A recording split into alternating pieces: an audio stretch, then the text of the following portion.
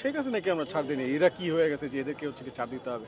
উপদেষ্টাদের গাড়ির সামনে আটকানো এটা খুবই কম হয়ে গেছে। উপদেষ্টাদের ঘাড় ধরে যে ধাক্কা দেয় না আহত গাজী ভাইরা যারা আছে এবং যারা শহীদ ভাইরা আছে তাদের পরিবারের লোকজনরা তাদেরকে যে ঘাড় ধাক্কা দেয় না এটাই হচ্ছে তাদের শুকরিয়া আদায় করা উচিত। আমাদের বড় ভাই হাসনাত ভাই, আমাদের সাজিজ ভাই তারা আমাকে ফোন দিলেন, বললেন যে রনি তুমি থামো।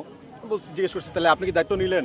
ডাক্তাররা যে ওর মাথায় যে ইনফেকশন হয়েছে আপনারা জানেন তো, ইনফেকশন হয়েছে যখন গুলি বের করলো তখন তো ডাক্তারের ওই পরিমাণ টেক কেয়ারে থাকা কথা ছিল, বা তাদের হচ্ছে কি ওইভাবে তাদের কেয়ারে থাকার দরকার ছিল যাতে হচ্ছে ইনফেকশনটা না হয়।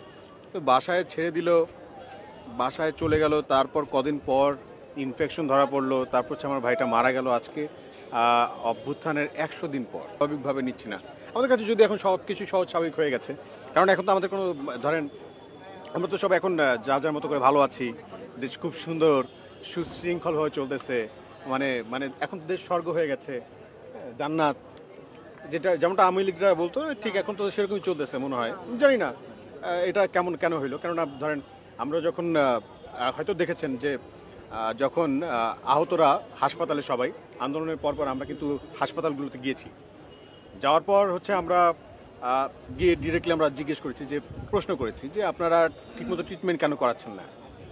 অনেকে অভিযোগ দিচ্ছিল যে ভাই আমার এই ট্রিটমেন্ট হচ্ছে না, এই ট্রিটমেন্ট হচ্ছে না, এটা এইভাবে হচ্ছে না, এইভাবে হচ্ছে না, আমার ফিনান্সিয়াল ক্রাইসিস চলতেছে, বাসা থেকে একটা মানুষ আসতেছে, আসার পর এখানে থাকতেছে, থাকার পর হচ্ছে কি তারও তো খাওয়া দাওয়ার দরকার আছে, তো ভাই আমার পরিবার তো ঠিক নাই, আমি তাহলে এখানে কীভাবে ট্রিটমেন্ট করাবো। তারা কিন্তু চলে গেছে। আবার এই কষ্টগুলো আমরা শুনছি, আমরা বলছি যে ঠিক আছে ভাই আমরা দেখতেছি, আমরা সবাই মিলে চেষ্টা করবো। যখন এই কথা বলতেছি তখন ডিরেক্টরদের কাছে গিয়েছি যে কী কারণে আপনারা ওনাদেরকে ঠিকমতো ট্রিটমেন্ট করাচ্ছেন না, ওনারা বলতেছে ওনাদের সংকটের কথা।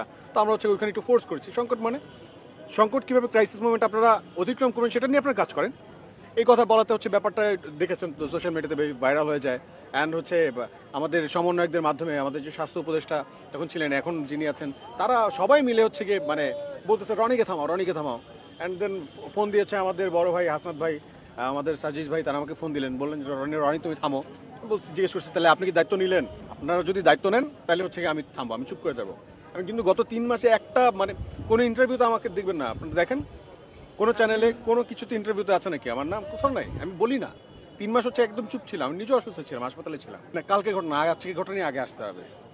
এই 3 মাসের যে ট্রিটমেন্টের দায়িত্ব তারা নিয়েছে, আমাদেরকে চুপ থাকতে বলেছে, সাধারণ শিক্ষার্থীদেরকে চুপ থাকতে বলেছে। যারা চুপ থাকতে বলেছে যে উপদেষ্টারা, তাদের দায়িত্ব কী ছিল? তারা কেন ঠিকমতো ট্রিটমেন্টটা করায় নাই? তারা ঠিকমতো টেক কেয়ার করে নাই কেন? হচ্ছে গতকালকে রাত্রেবেলা আমাদের আহত ভাইদেরকে রাস্তায় নামতে হলো। এই প্রশ্ন আমরা করবো না? প্রশ্ন করবো কিনা বলেন? এই প্রশ্ন আমরা এখন করবো। এখন হচ্ছে কি ধরেন শেখ হাসিনাকে আমরা ছাড় দিইনি। এরা কি হয়ে গেছে যে এদেরকে হচ্ছে কি ছাড় দিতে হবে? এই আন্দোলনটা এমন না যে তারাই করে দিচ্ছে, ঠিক আছে একদম হ্যাঁ আমরা ভাড়া দিছি, নাও তোমাদেরকে টাকা দিলাম তোমরা আমাদের হয়ে আন্দোলন করে দাও, এমনটা তো না। আচ্ছা ধরেন আপনারা কিভাবে ব্যাপারটা নিচ্ছেন আমি জানি না, তবে উপদেষ্টাদের গাড়ির সামনে আটকানো এটা খুবই কম হয়ে গেছে, বা এখন তারা প্রতিবাদ করছে, খুব কম হয়ে গেছে। উপদেষ্টাদের ঘাড় ধরে যে ধাক্কা দেয় না আহত গাজী ভাইরা যারা আছে এবং যারা শহীদ ভাইরা আছে তাদের পরিবারের লোকজনরা তাদেরকে যে ঘাড় ধাক্কা দেয় না এটাই হচ্ছে তাদের শুকরিয়া আদায় করা উচিত, আমাদের কাছে এটাই মনে হয়। এবং সবার আগে আপনাদেরকে এটা মাথায় রাখতে হবে যে ভাই এই যে মানুষগুলো যারা প্রাণ দিয়েছে, শহীদ হয়েছে কি এই অবস্থা দেখার জন্য, দেশে এই অবস্থা দেখার জন্য, এই সিচুয়েশন দেখার জন্য? যারা আহত হয়েছে রাস্তা নেমেছিল, তারা তো মারা যাওয়ার জন্য রাস্তা নেমেছিল, শহীদ হওয়ার জন্য নেমেছিল, দেশকে সংস্কারের জন্য। তাদের তো প্রত্যাশাই নাই, তাই বলে কি তাদের পরিবারকে সঠিক মর্যাদা আমরা দিব না? শহীদ পরিবারকে মর্যাদা দিব না? আহত ভাইকে ঠিক মতো চিকিৎসা করাবো না?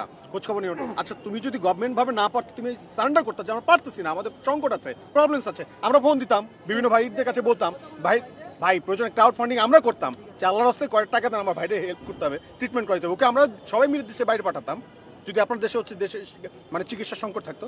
কই কেউ তো বলেন নাই। আপনারা বলছেন আমরা দায়িত্ব নিচ্ছি, এই দায়িত্ব নমুনা।